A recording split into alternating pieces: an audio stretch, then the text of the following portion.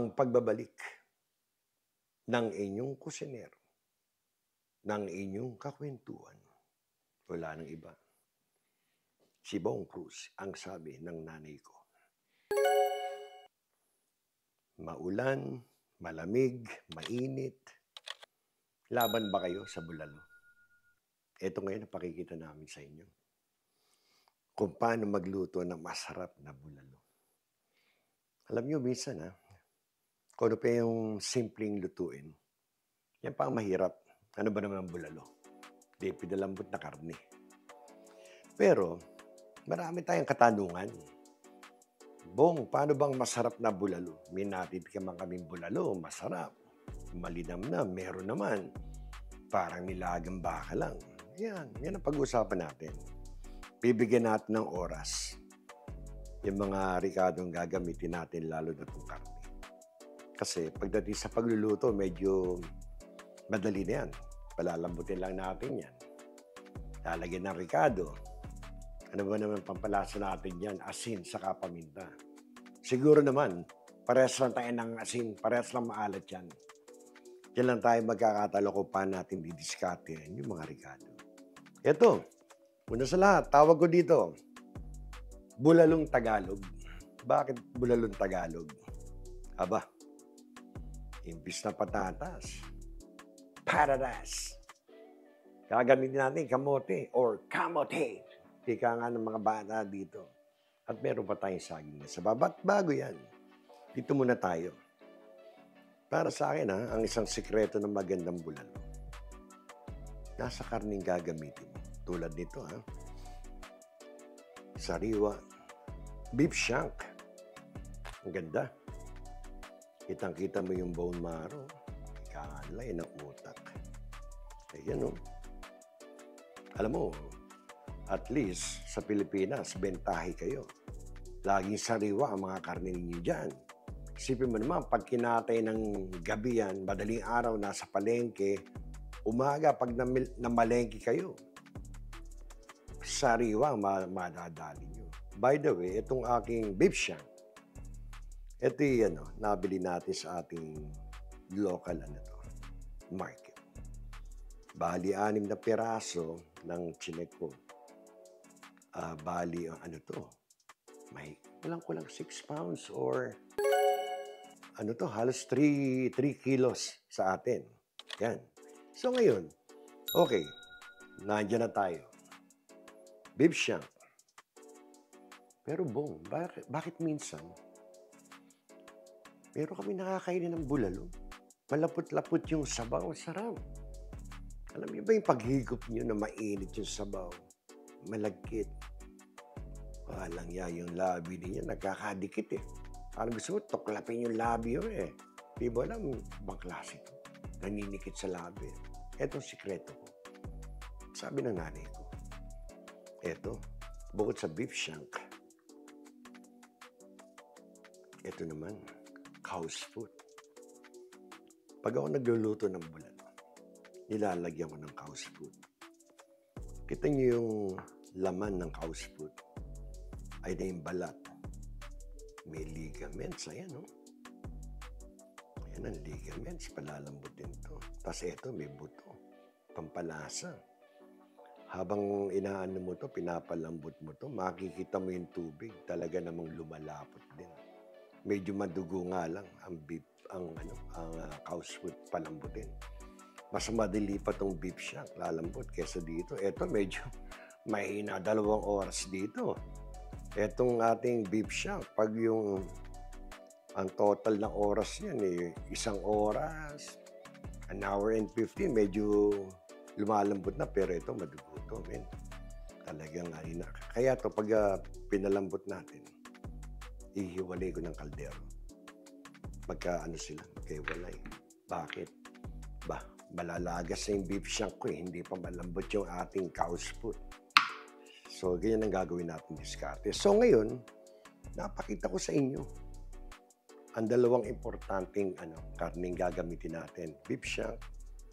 Napansin nyo, medyo manipis ang hiwa sa Amerika, Sa atin, napansin ko, pag bumibili ka, like sa Tagaytay, parang ganyan, Ganyan kakapal. Ayos yan. Then itong cow's foot natin, linis. Konting ano. Bago tayo pumunta dito sa ating mga gulay. Ito muna, paliwanag ko sa inyo. Hindi ko na kayo isasama dito. Sana huwag kayong magtampo. Yung unang pakuluan natin, medyo iwanan ko kayo. Kasi matatagalan tayo eh. Yung unang kulo, ang ibig ko sabihin, pakukulaan natin yan. Pag medyo kumulo na, mga 15 minutes lang, lumalabas na yung impurities, yung mga dugo-dugo niyan, yung amoy maanggo. Palalabasin natin. Yan, medyo mabilis pa yan. Kaya pag medyo kumulo ng 15 minutes, nakakita yung mga impurities, ako, ang ginagawa ko, hinuhugasan ko uli yung aking karne. Tinatapon ko yung unang pakulong tubig. Completely, papalitan ko na siya. Napansin niyo, may luya tayo, ha? Nung araw, di ako naglalagay nito. Hanggang minsan, may natikman ako. Sarap yung bulalo. Talagang ang linis ng lasa. Tinanong ko yung tropa ko, yung para naglalagay siya ng luya sa unang pakulo. Yung unang pakulong itatapo mo lahat. At the same time, naglalagay siya nito. Tanglad. Alam mo, hindi traditional sa Marikina. May luya, may tanglad. Yun pala, sa unang pakulo, yung pakulong itatapon mo, hindi naman siya lumalasa. Hindi naman ito yung bulalong lasang luya o tanglad. Wala. Pero malinis ang ano. Siguro may hint ng tanglad, pero masarap. Kakaiba, ha? So anyway, yun ang gagawin natin. Unang pakulo, may luya, may tanglad, konting salt. Pag nakita nyo nang nagsimula ng kumulo, timing nyo, 15 minutes. After 15 minutes, patayin nyo. Tapon nyo yung tubig, hugasan nyo yung mga meat. Doon ang mangyayari pangalawang pakuluan. Diyan na yung may mga ricado na. Yan ang isang sikreto. So ngayon, eto ngayon, meron tayong dalawang sibuyas sa pangalawang kuluto gagamitin. Hindi ko alam kung dalawa o isa lang gagamitin ko. Palang yung sibuyas dito, oh. Kasi laki ng bilon yun. Pero we'll see. Siyempre, ang bulalo, masarap yan, may mais. Yan ang magpapatamis ng ating sabaw. Isipin mo naman. Lasang-lasang baka pagtapos may tamis ng mais. Yan. Napansin nyo, alam mo sa amin, talagang hindi pwedeng walang saba. Lalong tatamis. Gusto ko nito, wag ganun labog. Medyo eksaktong luto lang. Tapos, imbis na patatas, kamote tayo. Isang dilaw, isang pula. Tagalog eh. Huwag patatas muna. Ito, ang ating gulay. Repolyo. By the way, pag kayo pipili ng repolyo, ako ang gusto kong repolyo, yung magaang, hindi siksik. Para pag inatin ninyo, ganda. Buhaghag yung repolyo, ha? Hindi yung talaga naman dikit-dikit, puro dilaw ang nasa loob. Maganda yung medyo magaang yung repolyo, buhaghag lang na iwahiwala yung mga dang. Ganda. Ayan. Ano pa, edi pecha yung kasunod natin. Ito. Maganda rin ang pecha dito sa amin, ha? Lalagyan natin yan. So, bali yan. And of course, ang Baguio beans. Ito, ayoko naman tawagin Baguio beans. Hindi naman ito nanggaling ng Baguio ngayon. Malamang ito, dito lang tinanim ito. So, tawagin natin green beans. So, ngayon, ito na. Oh, by the way, tip lang ha. Pag ako bumibili ng tanlad, kung ano man yan, nilalagay ko agad sa baso na may tubig. Ayan. Fridge pwede rin, pero ito, continuous yung kanyang pagiging green. Oh. Ayan, lagyan natin yan dyan. So, ngayon, tulad nga na sabi ko, medyo magkakahiwalay tayo at hindi ko na kayo isasama sa unang pakuluan ito. Pagbalik natin, pangalawang kulo na, lalagyan na natin ng mga ricado. Yan ang mangyayari. So, magkita-kita tayo. sa muli nating pagbabalik. Makalipas ang 1 taon. Hindi naman. An hour and a half. Okay. So, hindi ko na kayo sinama sa unang pakulo natin. Etong ating beef shank, ganito na ngayon ang itsura niya. Ayan na. Ito, medyo ma-halfway na siya, medyo lumambot. Ang ginawa natin dito, nang nilagay natin, pinakuluan, siguro by the time na sinalang ko, 15 minutes, nagsimula ng kumulo ng maganda, binigyan ko lang ng 20 minutes. After 20 minutes, lahat ng mga impurities, kung ano-ano yan, lumutang na, nawala na. So, pinatay ko na. Pinalitan ko ng tubig, hinugasan ko yung ating meat. Ayaw mo namang patagalin ng gusto. Ayaw mong mawala yung natural na lasa ng baka natin. Pero, ay na siya. Ito ngayon, dahil magkahiwalay na kaldero ang ginamit ko, dahil alam ko, itong ating cow's foot, medyo may katagalan. Ito pinakulo ko ng 20 minutes yung beef shank, pero itong ating cow's foot, binigyan ko to ng another 45 minutes. Ito siya ngayon, makikita natin yung medyo jumajalaw-jalaw na. Ito siya. Bakit kamo? Ba't ko binigyan ng another 45 minutes? Kasi ito, pagsasamahin na natin dito, beef shank, saka itong ating pampalapot ng sabaw, itong ating cow's foot. Ayaw natin na nalalabog na yung beef shank. Pagkatapos, itong ating cow's foot, medyo maganit pa rin. So, tiniming natin na by the time magkasama sila dyan, tinimplahan, at by the time na maluto yan, sabay yung lambot nila. Parehas lang.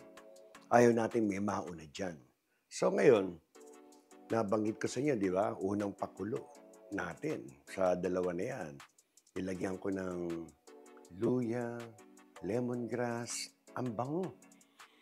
Nung araw, hindi ako naglalagay ng ganyan Traditional lang Pero sabi ko nga sa inyo, nung may natikman ako, may napuntahan ako, yung lasa ng sabaw ng bulalo, iba, masarap. May konting hint ng lemongrass.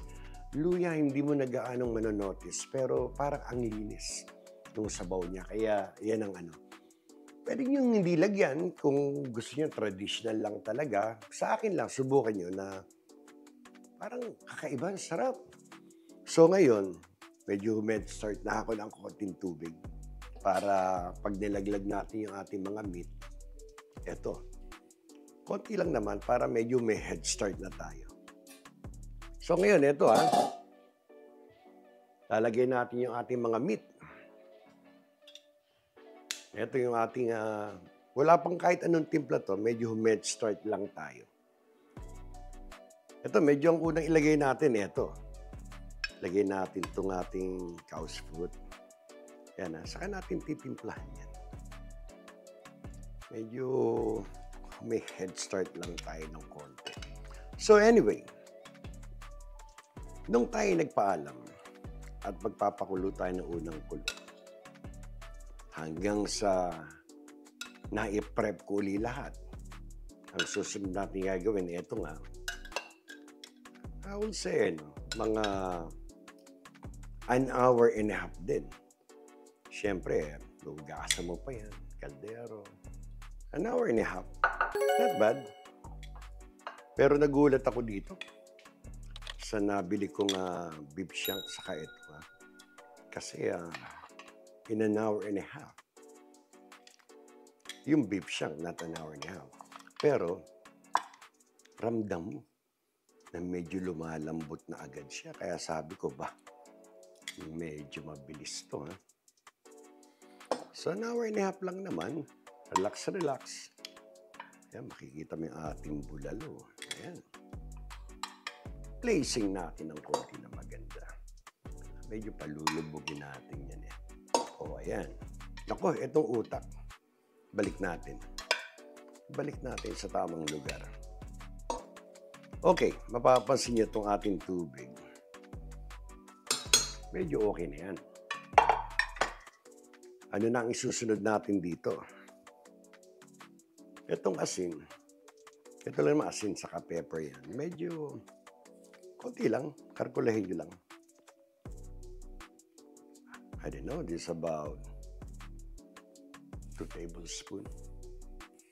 Madali naman magdagdag. Lakasin natin ng konti apoy. Kaya medyo nilakas ang apoy. Siguro naman medyo nasasanay kayo sa aking estilo. Lalagyan ko ng konting ground black pepper. Kumbaga, lumalasa-lasa na yan. Ayan, kita niyo may aking wisik. Para malinis. Balik natin. Hilig ko rin maglagay ng whole pepper. Ayan na. Pwede na. Masarap, medyo kumakagat. Ayan tayo. So, ito na. Naglagay na tayo ng asin, black pepper na ground, saka whole pepper. Ito, pwede niyong hindi lagyan, pero ako naglalagay ng Norbo yun. Sarap. Babalik natin yung lasa ng baka. Oh, todo na. Marami ito eh. Etong aking kaldero. This is 16 quart. Halos mahigit sa kalahati ang laman. 4. Puruhan natin. 4. Ayan. Okay. So far, ang nilagay natin dito, salt, ground pepper, whole pepper, saka itong ating beef bouillon. Medyo haluin natin ng konti. Baka sabihin naman hindi ba na sila naalala? Naalala namin kayo. Ito, palalambutin natin. Ako, tingin ko, etong nabili kong meat, mga 1 oras na lang daw. Bobogchi na kami.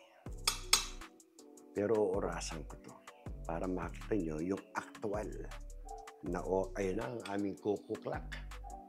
Ibig sabihin yan, 7:00 na sa amin. Medyo, ewan ko kung narinig nyo sa background. Anyway, lagay natin yan dyan. So ngayon, medyo kumukulo na. Hindi malakas pa, pero kasi inunahan na natin, pinainit na natin yan. Siguro ang apoy ko siguro mahina ng konti sa medium. Ayaw natin biglain yan. Ito ngayon,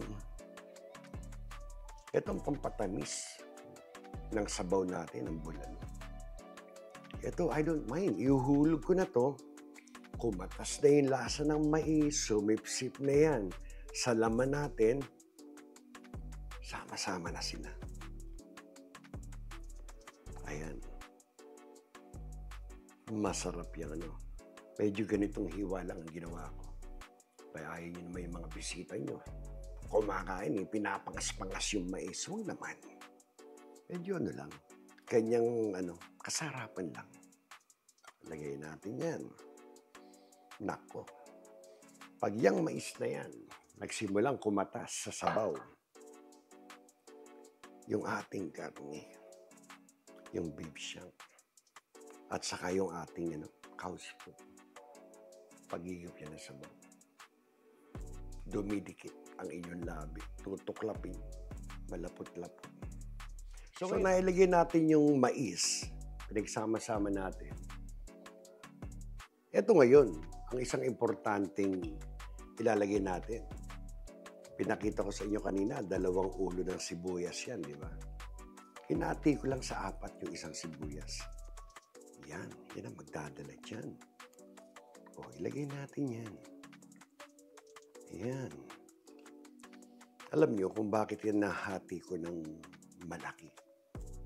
Ang isang ulo ng sibuyas, hinati ko sa 4. Ayoko namang puro sibuyas yung kalalabasan ng ating tinatanggal ko ibang sibuyas. Pag nakuha ko na yung lasa niyan, sustansya niyan, pag nakuha ko na yan, So ngayon, takpan natin. Alam nyo, itong aking kaldero, may instruction pa yan. Na pag tinakpan daw, iniikot. For some reason, para daw maselyo. Sundin natin. Pero maganda to, May pagka Dutch oven din to. Masarap dito magpalambot ng mga karne. Favorite ko yan. Gamit na gamit ko. This is 16 quarts. Ganyang kalaki yan. So ngayon, bibitawan ko uli kayo. Mamamaalam muna tayo na samantala. Teka, kunin natin ang ating timer para makita nyo ang aktual na oras na gagawin natin. Pasensya na. Alam nyo antigo tong ating timer.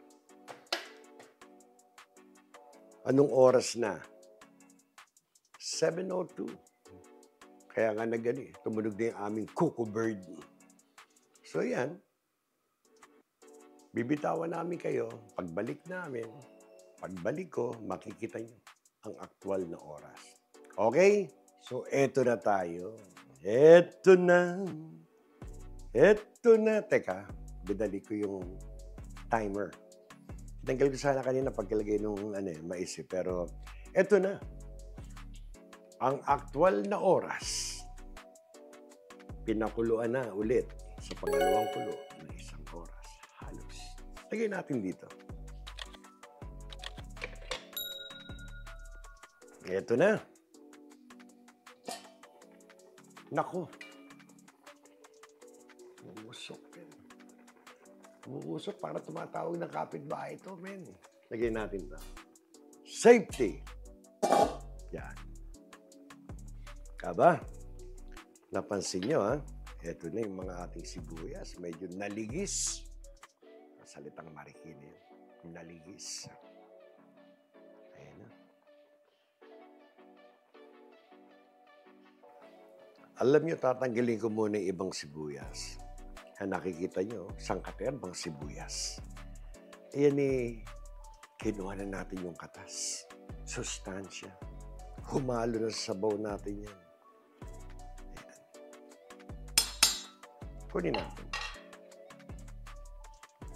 Kunin natin ang sibuyas. Yan. Parang islang na islang. Sibuyas.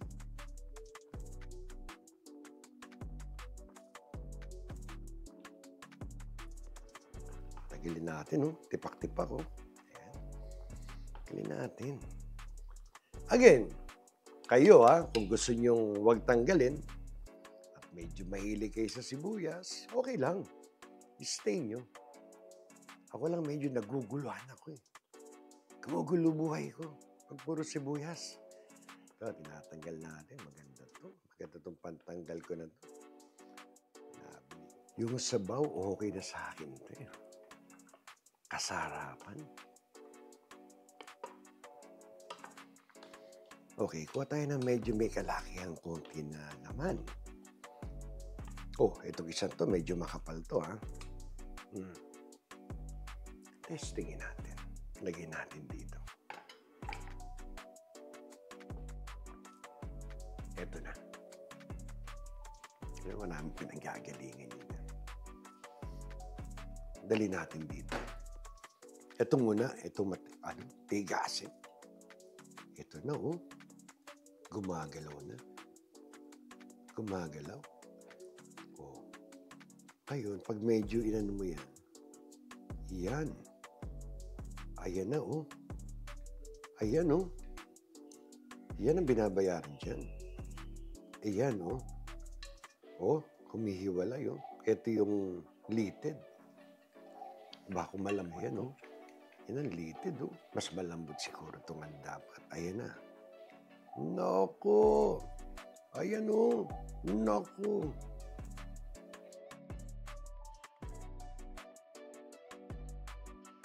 Patay tayo dito, men. Patis na may kalamansit sili. Patay. Tapos ang laban. Eto ngayon, gamitin natin pang tikim. Malinis yan. Hindi pa natin inani yan. Eto na. Dito magkakatalo. Naku, malapot-lapot yung sabaw.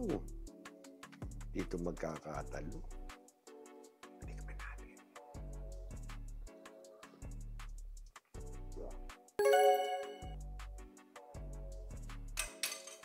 Panalo. Inilagay natin asin. Sabi ko, para mga 2 tablespoon. Saka yung ating buyon. 4. Panalo din. Wala na akong ilalagay na asin. Yung sibuyas natin, men. Rap sa doodle to, men. Okay. Ito ngayon. Itong isang style ko. Halimbawa, marami yan, ha? This 16 quarts na, madami to, ha? Hindi namin kayang isang kainan to. So ngayon, pwedeng, kung marami kayong bisita na sabay-sabay magdadatingan, pwedeng ilagay nyo lahat. Yung kamote, ang inyong saba na saging, gulay.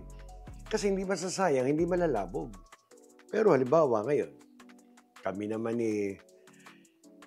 hindi naman kami ganun kalakas kumain. Diyos ko naman yan 3 pounds yung ating, 3 kilos yung ating beef shank, saka 1.5 yung ating cow's foot. Hindi naman namin kayang ubusin yan. Kaya itong style yan. Halimbawa, kukuha tayo ng karne. Pe-plating natin, saka natin pakikita sa inyo. Halimbawa, ayan na. Okay. Tatansyahin nyo kung ano yung makakain nyo tonight. Kasi pag nilagay nyo mga gulay, saka yung iba pang gusto nyo, sa susunod na kainin nyo, like tomorrow, areglado yung gulay sa sariwa pa ang dating bago. Hindi yung nalabsak na lahat yan. Alam nyo, okay na itong cow's foot. Para for tonight, 2 na yun. Mahirap na. Okay. Ito yung partes ng ating beef shank. Medyo urog ng konti, ha? Kaya gusto ko tumano yan. Okay. Ganda to, ha? Ito ngayon, ha? Medyo pumiplating tayo yan, ha? Alam mo na, professional yan yun. Lagyan natin ang 5. Ito, kung mabilis maluto ang kamote, mas mabilis maluto to. Ito, in 2 minutes, malalabog to. May lalabsak to. Anyway, ito hindi sabang Pinas. I think sabang Mexico to. Pag gusto mo ng sabang Pinas, may nabibili naman. Frozen. Yun ang ginagamit ko pag matamis na saging. Areglado rin yun. Okay. Ito lang ang makakain namin, Ito lang makakain naming beans. Lagyan natin. Kunti pa. Swak bukas yan. Okay. Timingan natin. Alam mo itong ating repolyo, mabilis din to. Ito yung sinasabi ko kanina. Pag bibili kayo ng repolyo, yung magaang yung buhaghag. Sarap kainin. Huwag yung sobrang siksik. Sa akin lang. Kaya ko 2 nito. Ayan, nalalaga si repolyo. Tingnan mo kung gaano ka buhaghag yan, Nag-iwa-hiwalay. Alam niyo rito sa gilid para maganda ulit. Kasi matatabo na naman yung meat natin. Dito, kontrahin natin dito. Kaya naman natin pag yung sinerve natin yan sa mga bisita. Puro ganyan lang. Pwede na yan. Itong ating repolyo, done na yan, men. Kita niyo yung saging, continuous na luluto. Naku, talagang ayaw niya sumama doon para masama loob niya. Dito ka. Para may galit ka sa kapwa mo kamote. Hinalo. Hinalo ng konti. Ingat, mainit pala. Hinalo. Ika nga sa Marikina, konting halo kasi yung mga timplada, tumitining sa ilalim. Alam niyo, hindi niyo napapansin. Nakasaing na. Laban na to. Ito na, tayo nagluto. Siguro, konting tawad na. 2 oras kalahati. Ayan, ang aktual na oras. 2 oras at kalahati ng ating overload bulalo.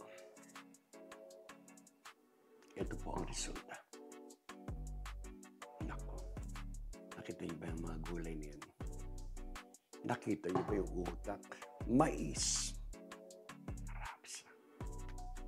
Lagay natin dito.